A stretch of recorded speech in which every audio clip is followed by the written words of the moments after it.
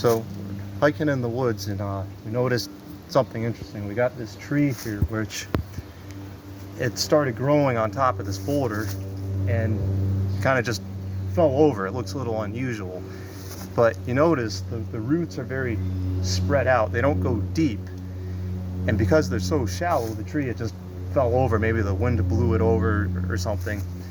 And kind of reminds me a little bit of the parable of the sower. In Matthew 13, Jesus talks about a man. He went out to sow seed, and some fell among the thorns, some fell among rocks, some fell among good soil.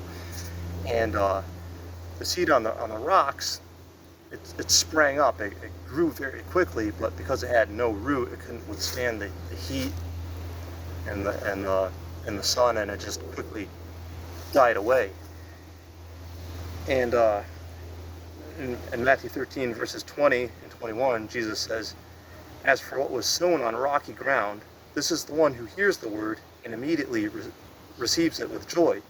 Yet he has no root in himself, but endures for a while, and when tribulation or persecution arises on account of the word, immediately he falls away."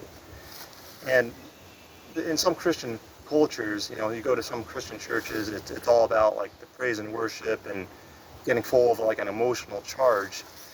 And in these cases, sometimes Christianity is reduced to just an experience, having a fun experience. But that's not what Jesus said God's word was for. It's meant to go deep. It's meant to penetrate every sort of, every aspect of our lives.